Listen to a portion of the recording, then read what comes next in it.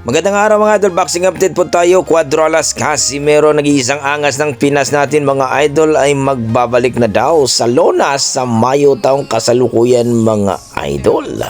Dimitri Bivol panalo by decision dito kay Bitter B mga idol. Grabe talagang bakbaka nila.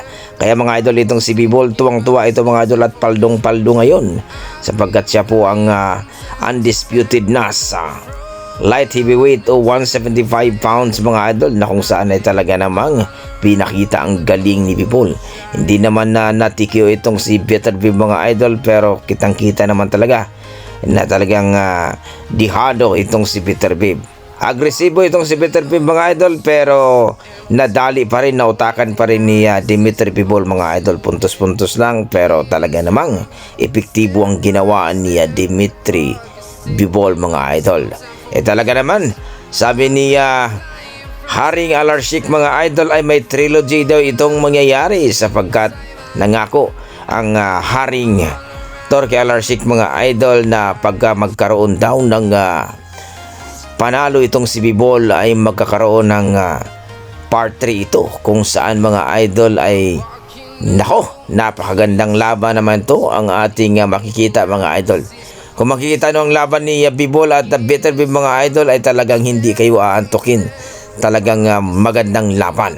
Medyo aggressive dito si Bitter B mga idol, pero nadali pa rin ni Dimitri Bivol mga idol. Utak ang ginamit ni Dimitri Bivol, jab straight lang, sabay alis na.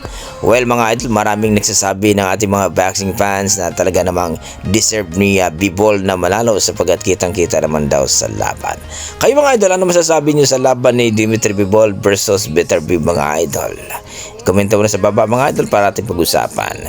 Sa kabilang banda mga idol, Cuadrolas Casimero ng ating nag-iisang angas ng Pinas na talagang inaantay natin na makita sa Lona mga idol. Ayon sa ating mga pinagkakatiwalang source na magbabalik na sa Lona itong si Cuadrolas Casimero. At may bago pang promotion mga idol itong si Cuadrolas Casimero. Malupit talaga na tinatawag na Cuadrolas It's My Boy promotion mga idol, na kung saan mga idol ay magbabalik sa Lona sa Mayo daw taong kasalukuyan. Well mga idol, kung mag-materialize po itong laban ni Cuadrolas Casimero mga idol na tinatarget nila ay sa Mayo, ay magandang laban ito mga idol. Inasikaso na daw ng kanyang mga team daw ayon kay Cuadrolas Casimero ang laban niya. Kayo mga idol, na masasabi nyo? Mas maganda ba mga idol na aakyat na lang itong si Casimero sa featherweight division o 126 pounds para abangan na lang si Naoya Inoue?